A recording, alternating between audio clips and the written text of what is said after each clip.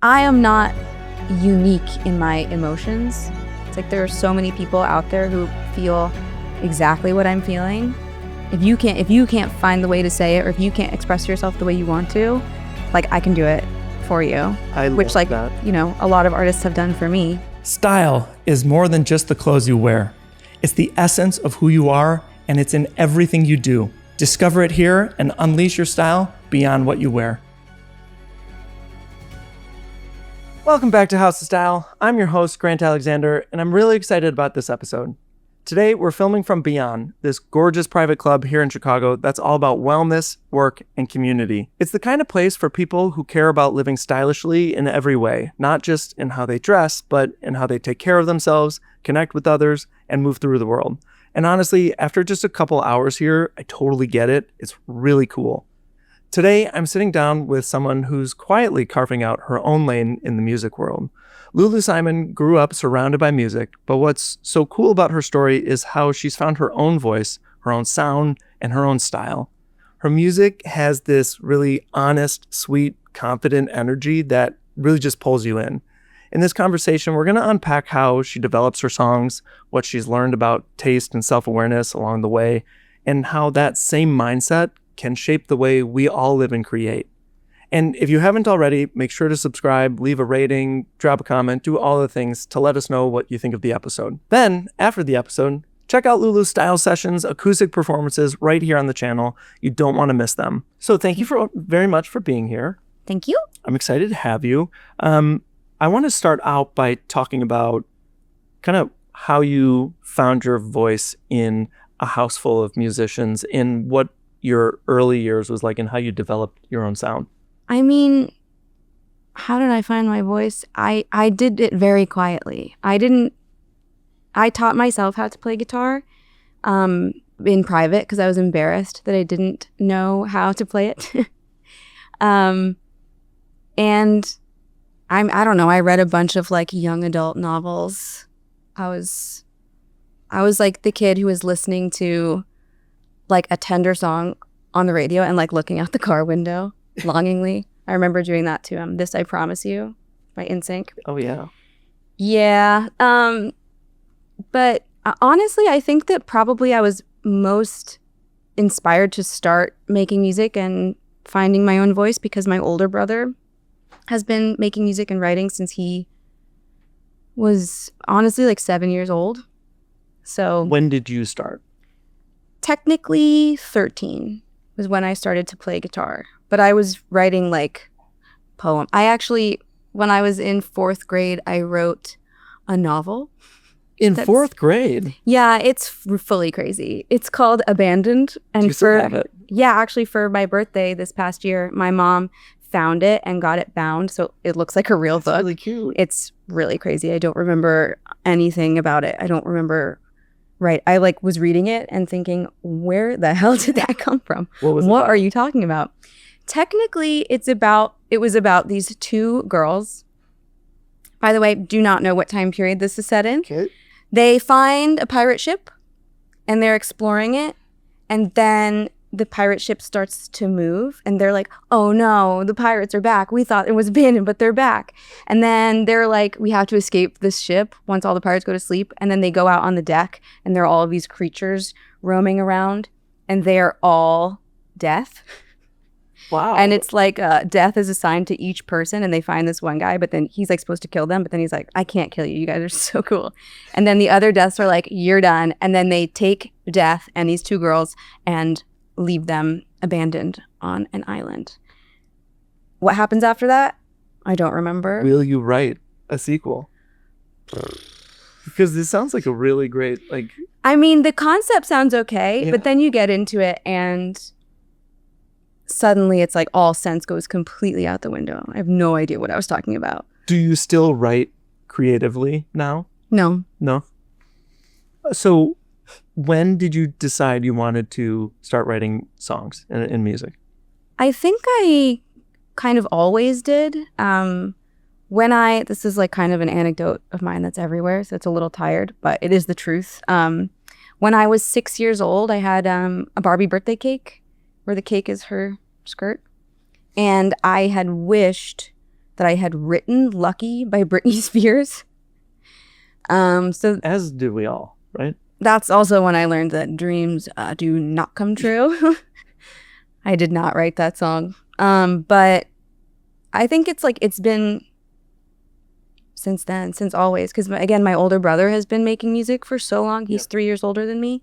So I think watching him do it made me want to do it and made it feel like it was like an accessible thing for me to do. Why were you embarrassed at first? Like if it was in your house and it's a house of music and your brother was doing it, why do you think you were so embarrassed? I was just really shy growing up. Sure. So I just was like, this is private. Whatever I'm doing here is private right now. Yeah. But I remember I took one guitar lesson and I was embarrassed that I didn't know how to play an instrument that I'd never learned how to play before. So I didn't want to take lessons because I was like, he's like, this is a C chord. And I'm like, I know. Now I know. Thanks.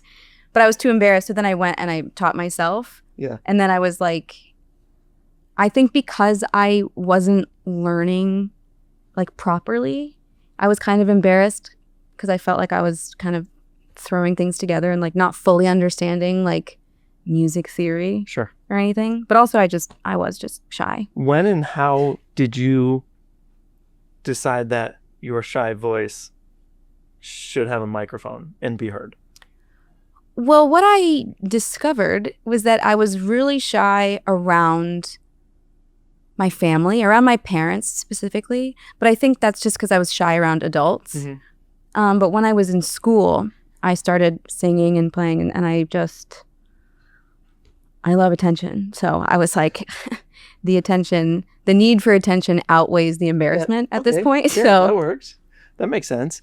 When did you feel like did you ever feel like the writing wasn't yours at first? Like, were you writing for your family, your parents, your brother, like trying to match them? It was always you? Yeah, because I never showed anyone what I was doing.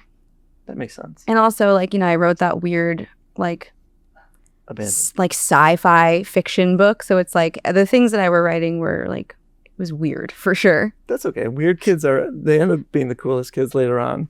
They just don't know it at the time.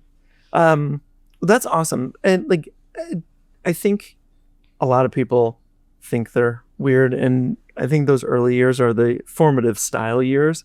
When did you kind of decide like, you started with early on, it was a lot of like pop and like the very poppy anthem, fun summer vibes. Did you always know that was going to be like what you wanted to start with? Was that just something that kind of like fell in? I wanted to start with that. And I wasn't allowed to like pursue a career until after I graduated from college. So at that point, mm-hmm. I had written a bunch of like acoustic singer-songwriter-y songs, but I've always loved pop, but I was getting like really into pop. Yeah.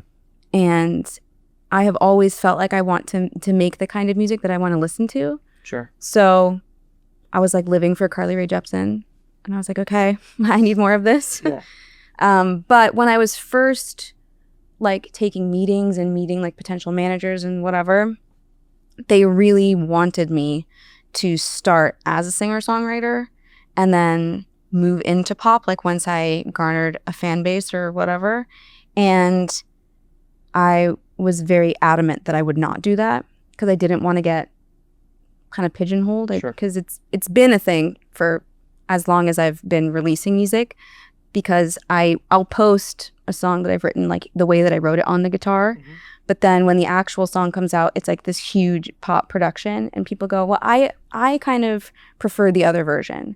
And I was like, I'm not going to give people the option to prefer one version or the other. Yeah. I'm going to show them what it is that I want them to hear. And that's just always been like my rule, I think, with making music. I like that. In reality, do you think like you can put both out there because they serve a different audience and you can just have both and both can be great? Yeah, I think also like, I think that genre is a prison. For sure.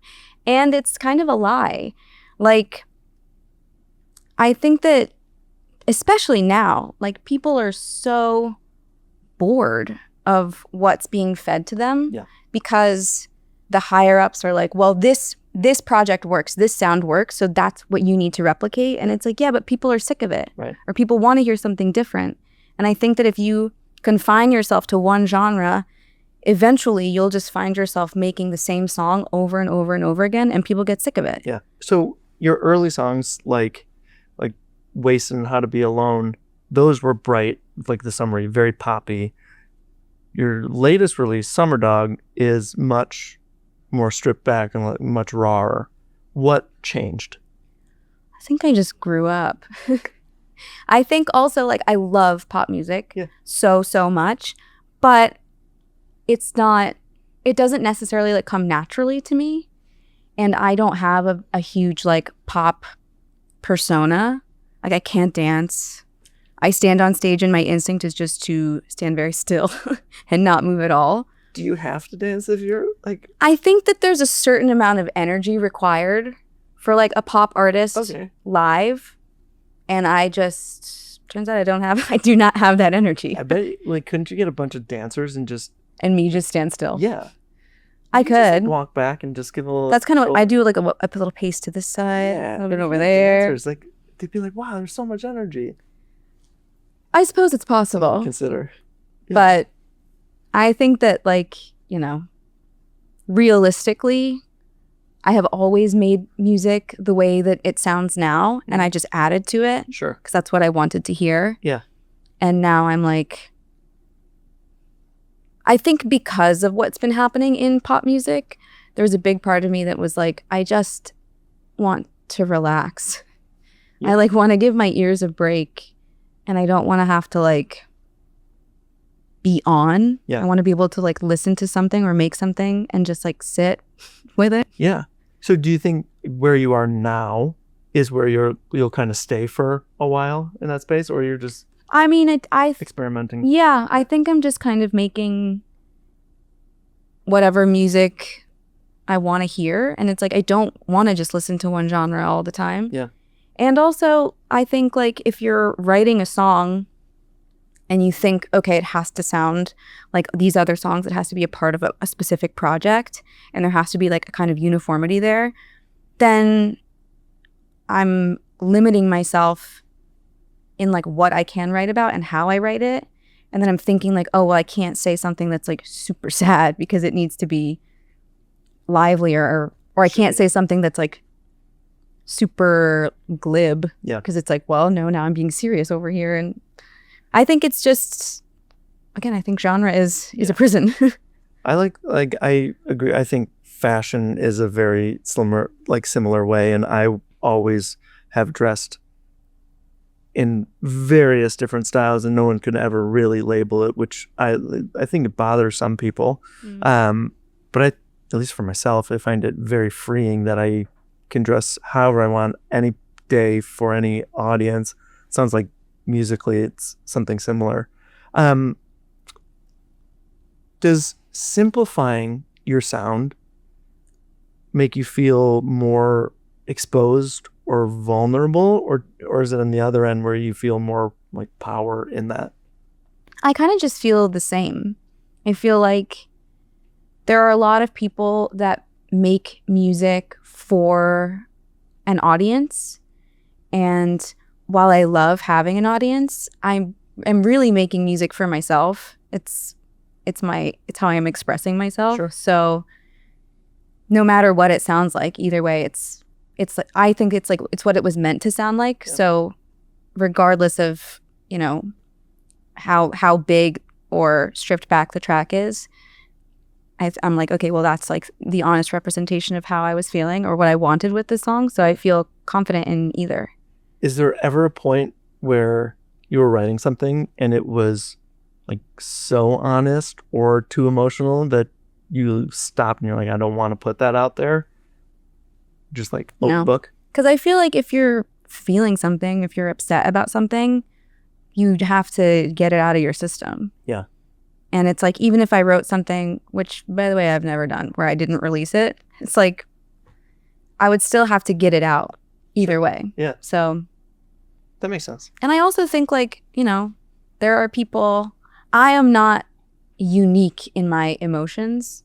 It's like there are so many people out there who feel exactly what I'm feeling, and it's like if you can't find the way to say it, or if you can't express yourself the way you want to, like I can do it for you. Which like that. you know, a lot of artists have done for me. Yeah, so I love that, and that's for me why music is so important. It's a lot of the time I can't express how my brain is working or what I'm thinking or feeling, and I'll hear the perfect song. I'll be like, oh my gosh, that's exactly it. I feel like this happens most days.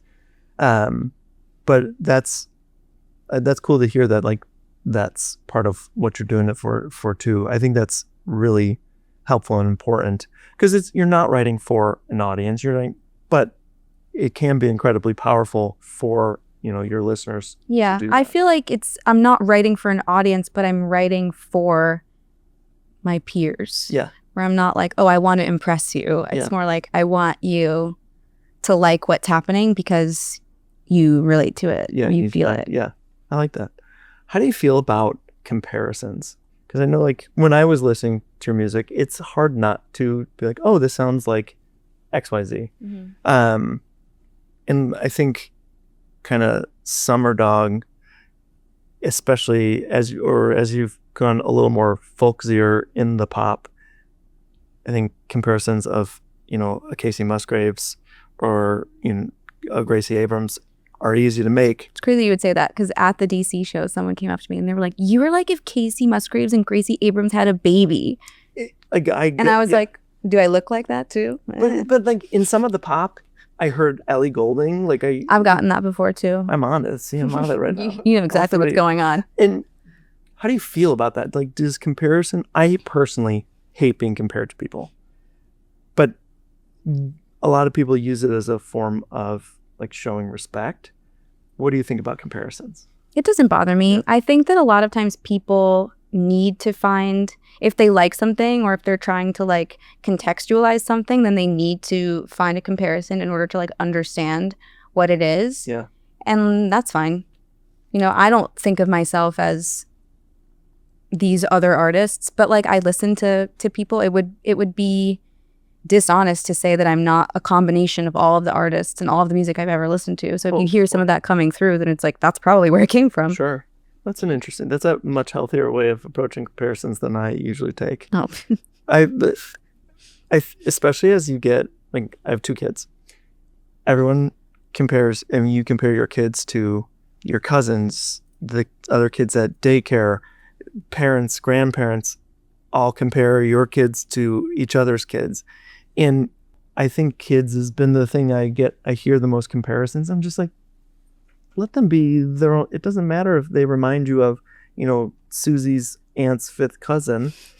I don't have a Susie in my family. I just picked Susie, but I always thought like there's value in each individual, and I think too strongly, but I think that's a really healthy way of thinking of comparisons. Yeah, I mean, I think like, you know, there's that old I don't even know how to explain it. It's a thing that people say. Whether or not it's true, I don't know. But they say that back in the day, when settlers were coming to America, Native Americans saw their sails on their ships and like had never seen anything like it. So the only way that they could understand what they were is to try and like contextualize it with something they do know. So they thought they were clouds. So that's kind of the way that I think about it. It's like sometimes people don't understand what they're looking at, and they have to find something to like anchor it to that makes sense to them in order to even like begin to understand what it is. And I like that. That's fine with me. I'm gonna use clouds. Good. Clouds. I like that. Let's get into your songwriting process and just that creative process. I kind of want to learn, what is it now and how has it evolved? I mean, my problem is I think I have a pretty poor work ethic. How so? People are like, well, you need to finish writing. You need to write. And I'm like, I know I need to do that. Am I going to sit down and do it? Probably not. No. I can't just like make myself work. I have to have like a light bulb moment to even start. But then like when that light bulb goes out, I'm not like, okay, where can I go with this? I'm like, well, just gonna leave this here until I have another light bulb moment. But kind of all the time I'm like writing things down. I think a lot of writers do that. To just see something or hear something and they write it down for later, and then when they feel inspired, then they like check back in on their note of ideas. What's like the most unhinged thing you've written at like 2 a.m. on your notes for a song? I don't know. Nothing crazy? I don't feel like I write anything that's that crazy. Maybe I wrote something once and I never used it, but it was something like this town's not big enough for the two of us because like you think you're important, but I'm more important than you are, is the idea. Because I was mad at someone and I was like, oh, you think you're this shit. Yeah. That's me. And then I was like, I wouldn't know where to go with this. Sure. I was like, it's actually just a thought that I'm having in this moment. So how did you first start writing songs? Was it stuff that came to you from things that happened, or were you writing stuff down already? I was just like making things up because I was 13 and like nothing had ever happened to me before. Mm-hmm. But I was reading a lot of young adult novels. I was listening to a lot of music that I was feeling inspired by. So it's, I listen back on those first old songs and I'm like, what are we talking about here? This makes no sense. So that was going to be one of my questions was, would you rewrite any of those songs now and it would be just wildly different? There are some that I wrote like in high school that have moments where I'm like, this is an interesting melody that you have here, and like this line specifically is good. There's a lot that like probably needed editing in the moment, but I think about it a lot, but then it's really hard for me to like remove myself from the first song and like rewrite, because then it's like having demoitis basically. Sure. I'm like, I don't know. Whatever. Demoitis. I like demoitis. Yeah. Let's talk about Summer Dog. How did that get started? I know it was from your dog and the news of your dog dying. Like, what made you want to write the song about that? Actually, before my dog had died, so the song stems from this one moment, like right before my dog died, where he was running around in the backyard and the moon was out and it was really pretty. And so I wrote down in that moment, you're just a summer dog under a summer moon. But I hadn't like had a melody or any kind of idea. I just wrote that. And then he did die. And I was like, this is so sad. And I was like, wait a minute. I have something waiting in the wings for this. Yeah. And so I just started, I had the chorus melody and idea. And then I brought it to my producer, who's also one of my good friends, and was like, this is my idea. I feel like I'm hearing a fiddle in there somewhere. And he was like, okay, I got you. Yeah, and then he like filled out the track before I had written the lyrics for the verses or anything. Yeah. And then I just had that and would play it on a loop while I was walking or swimming or whatever and write to it as I went. Share with the viewers and listeners what the song's about, and just, I would love to hear some of your favorite pieces of it. The song is about my dog dying, but it's more so about, he was the last of my childhood pets to die. And so there was a moment where it was like, oh my God, like that's the death of my childhood fully. Like he was the last vestige of it and it's gone. And also like my childhood home was sold in 2020, 2021, something like that.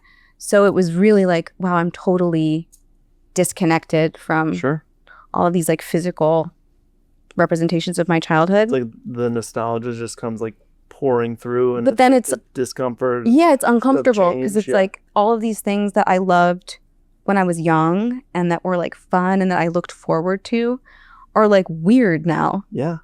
Because is that so? I think my favorite line is, everything I think I love will change. Is that kind of what you're getting to? Because there were a few different ways I went with that line, and I thought it was really powerful. Like for me, when you get that type of news, the way I took the line is, I got the news and I have even more focus on what's important in life, and like that's the change. But then I was like, well, there's also the revisiting all the nostalgia and childhood and everything from your past is probably different just being 20 years older. You know, as you get older, it's all of it just changes, and like there is discomfort in that too. Yeah. I think for me, I'm like an emotional hoarder, I like to say. I have a really hard time like letting go of things. Sure. And I think, I mean, that certainly is a part of it, but also a part of it is like all of the things that you like or that you love, like no gold can stay. You know, it's like you have to accept that things will change. You have to open up the windows, let it in. So it's kind of like, this is sad, but it's inevitable. There's nothing I can do about it. So I have to just let go and let God. Does writing songs through grief, through any problem, issue, fight, whatever it might be, you know, whoever was not big enough for this town, does that help you process your emotions? I think that the emotions are processed, and it's more so a matter of articulating them fully and like trying to release them so that it's not something that like I'm like stewing on all the time. Yeah. Because I'm a big stewer. I feel a lot of people stew. I think a lot of people just aren't honest and open about their stewing. I'm stewing all the time. Yeah. Constantly having an argument with someone in my head. Or yourself. And I'm winning. All the time. I'm always winning. I've never lost, actually. What's like the hardest truth you've had to face, like through your art, about yourself? I think just like naming the things that make me the way that I am. Because like I stew a lot. I cry all the time. Sometimes for reasons I'm not even quite sure of. Sometimes I'll be listening to music and it'll be a song that's like not sad or emotional at all, and it will bring tears to my eyes, and I go, in a happy way? Or I don't know. I'm not sure. Just in an emotional kind of way. And I ask myself all the time, I'm like, this right now? Like, you've heard this like a million times and now it's getting you? Okay. I was like, well, let it out then. Yeah. But I'm stewy, I'm emotional, I'm a grudge holder. And I think that like when recently, because it used to be that I would write a song where I was upset about something, and I would be writing really from like a victim mentality where I was like, everything is wrong and it's your fault. Mm-hmm.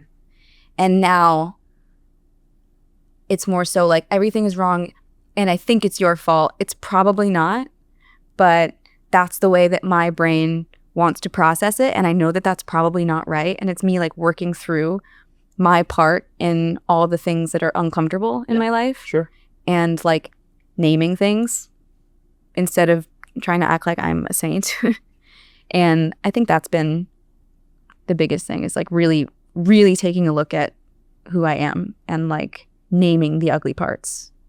I think that's a maturity thing that like happens, especially when you start writing music so young. It's like when you're young, you have no idea how wonderful things are. Yeah. You're like, you don't have responsibility. You just have all these problems you think are the biggest problems ever. You can write about them. So it makes sense that as your career progresses and your music progresses, it would do something similar. That makes a lot of sense. Mm-hmm. What's the darkest like questions you've asked yourself in lyrics? And like, have you ever had to stop writing, or is it one of those things if you get to a point you're like, I don't want to keep writing, you'll just pause on it for a little? I think I only pause when I don't know where to go next.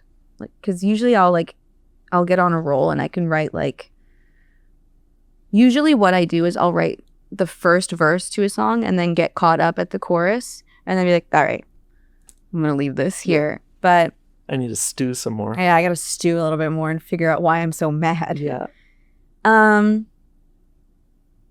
Dark questions that I've asked myself.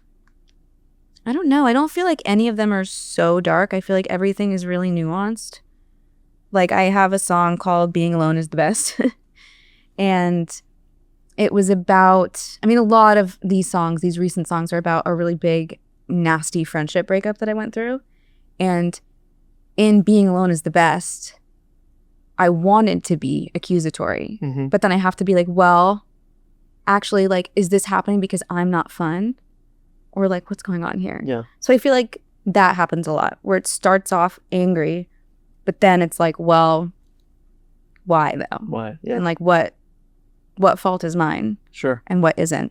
And like, am I overreacting or am I being realistic? And also, is there such thing as overreacting if you feel a certain way? Yeah. Just kind of going around and around in circles. Like hearing you say like the thoughts are much more nuanced, I was wondering if while writing you kind of gravitate towards, and I think the earlier music kind of speaks towards like bigger like emotional like peaks and valleys, and at least from last year's and Summer Dog this year have been much more nuanced. Do you think like the nuance was something like that's you've grown into?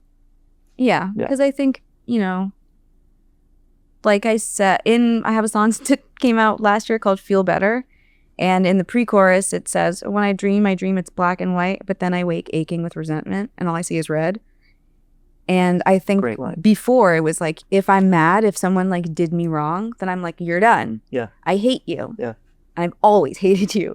And now it's like, I can hate you and miss you at the same time. Sure. Like I can wish I was a kid and also thank God every day that I never have to go to school again. Yeah. You know, it's just not as black and white as it used to be. Yeah.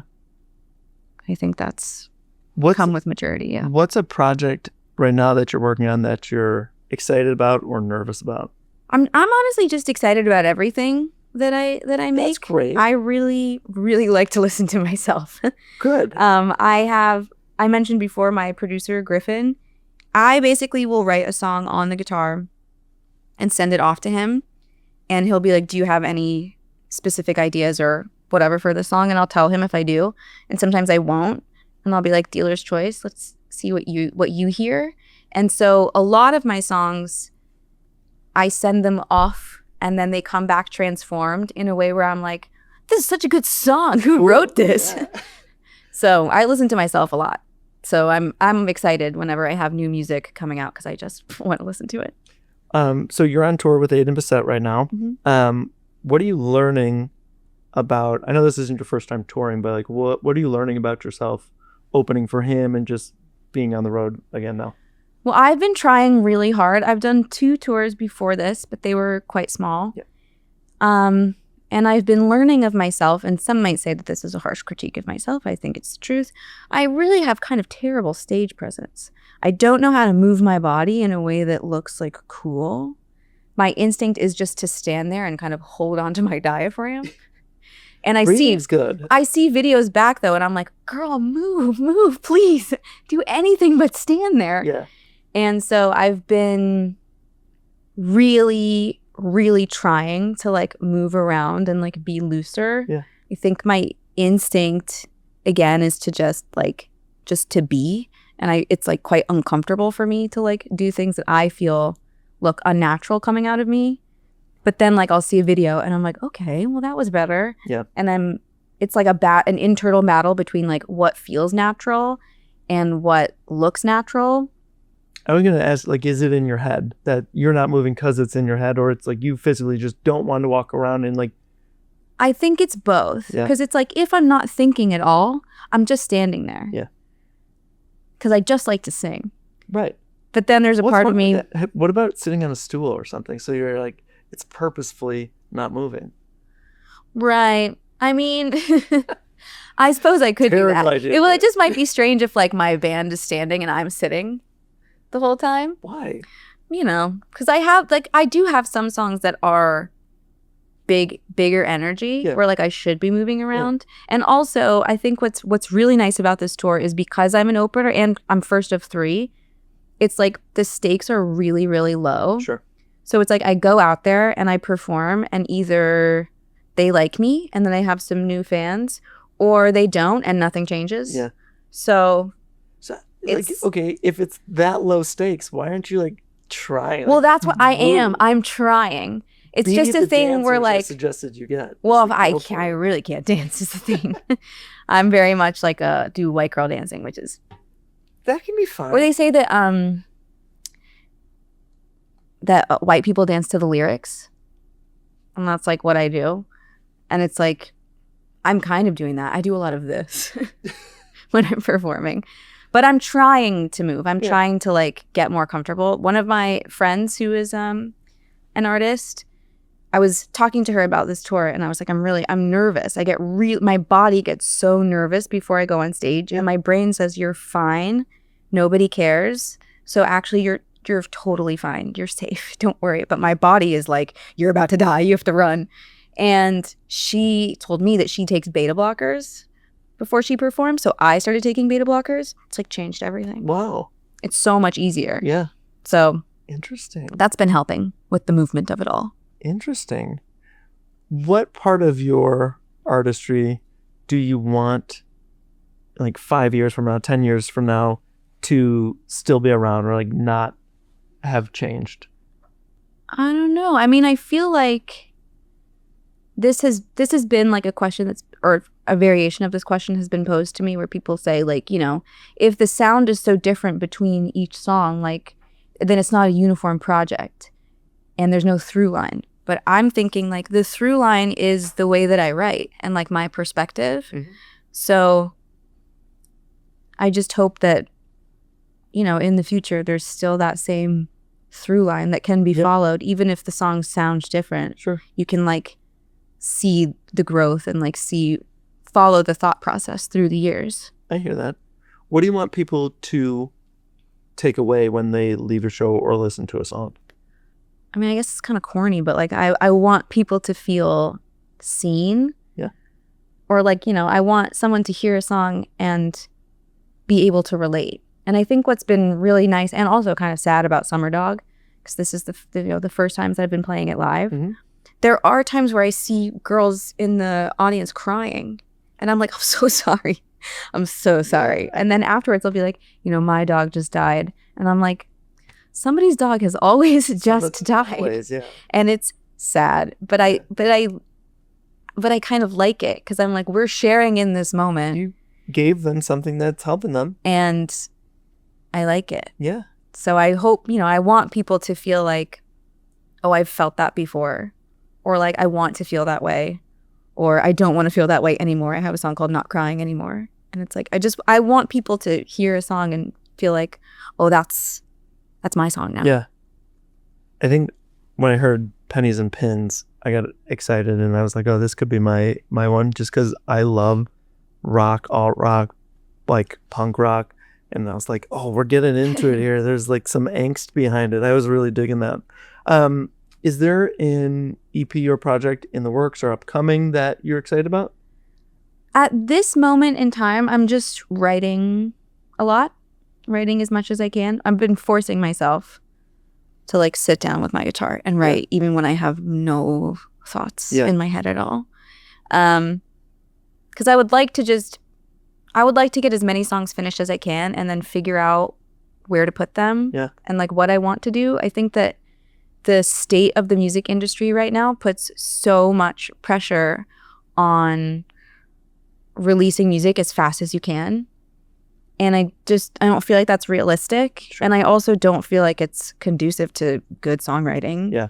I don't think that like good music takes time and editing. Yeah. And re-editing. I hear that. And so I just feel like I've been pressured by the industry itself, that whenever I finish a song, it's like, just spit it out as quickly as you have it finished, and like don't wait and hold things in the wings to like put together a larger project. And specifically like with Summer Dog, when I got this tour, it was like, okay, well, you have to put Summer Dog out now, right before the tour starts, so that you have something technically that you're touring on. Yeah. And I feel like every time I finish a song and then I have to just spit it out as fast as I can, then I'm like, okay, well, now I don't have anything for like a larger project, because I'm just giving away everything as singles, because otherwise like the industry tells me that like I will be forgotten and I will be replaced. And I have been just over and over again. But I want to put out a fuller body of work. I don't want to have to just keep it's not right to say this, but I feel a little bit like with as small of an audience as I have, when I put out a song that I love so much, knowing that like not that many people are going to hear it initially, it feels a little bit like, okay, well, I'm wasting this song just to try and like stay in the game. Oh, I and totally get it's that. frustrating because I have so many songs that I put out on my first EP where I'm like, this is such a good song and you guys slept on it and now there's nothing I can do about it. Right. I can't re-release it. Right. It's been years. Take it down, pick a new stage name, just come out as a completely different artist. Just change the title. Exactly. Right. There you go. That resonates so much. Season 1 was a giant experiment to see if it would all work. And we were pumping out content so quickly because, I mean, I am the type of person that does way too much research into everything before I start something usually. And once I get going, I just don't stop. And everything you read, it's like, you have to be this consistent. And then we reached a certain benchmark. And then it's like, well, now you have to be doing 2 episodes a week. And so then we pushed it to 2. But it's been me and the videographer for like all season 1. It's 2 people usually. Occasionally we had a little help and had a third person. And the more and more we were putting out, it just became so exhausting. And the numbers can look good for a time, but by the end of some of these episodes, I was like, this was not my best work. Like, this is not what House of Style and the messages was supposed to be. So we paused, we took a couple months off filming and said, like, let's do this right. Kind of in the equivalent of let's stop releasing a whole bunch of singles. Let's wait. Make this just more intentional. Like, pick the best stuff about what worked in season 1. And like, that's what we've been doing for season 2. Like, our guests have been amazing. There's so much more intentionality behind everything. And it's like, I'm not burnt out and it feels wonderful. So I really hear that and get that. And it's also like, even though this is a job, it's like the job is born from passion and love. And it's like, once you just start cranking things out like a machine instead of like a human being and an artist, then the job turns into an actual job. It turns into a chore, and then you resent doing it. And it's like, I don't want to resent doing the thing that I love. I don't want to be forced to feel like a machine. Yeah. And it's just exhausting. And it's also like, it's not sustainable. Not sustainable at all. Yeah. Not at all. So if someone today is listening and trying to find their own voice, whether it's writing music or anything else, what would you suggest to them? How can they find their own style? How can they, find themselves and just stay true to themselves? I just feel like the most important thing is to genuinely write what you're feeling, even if it's, fiction. Yep. It's like, still write that. Like, yep. write what your brain wants. Yeah. And don't try and like conform to any genre. Don't write for other people. Like, write for yourself, because other people relate. And if you try and put words in their mouth that you think they want, then it's not going to hit the same way. Totally. I think it's just about, even if it's just stream of consciousness and then you rearrange it into something prettier, it's like, that's going to be your best bet. Otherwise, it's like people can smell when it's not real. For sure. The smell test. Smell test. It's very accurate. It's very accurate. Nose goes. Nose goes. I love that. Awesome. That's going to wrap the main part of the interview. We're going to do some social stuff and then the performances. So thank you very much. This was wonderful. Thank you. What I love about Lulu is that she's proof the best style is just to be yourself. Her story reminds us that developing your style in music, in work, or in life, it's really just about learning to trust your own taste. It's about editing, refining, and choosing what actually represents you. And before we wrap, a quick thank you to Beyond for letting us use their beautiful space and this listening room today. It's such a cool, inspiring, and stylish club for people who care about living well in their mind, body, and community, which obviously makes it a perfect fit for the show. If you enjoyed this episode, share it with someone who's finding their own voice, and don't forget to check out Lulu's style session performances right here on the channel. Leave a comment, drop a rating, and tell us what you're taking away from today. I'm Grant Alexander. Thanks for watching House of Style. Remember, style isn't about what you have or wear. It's about how you live. I'll see you next time.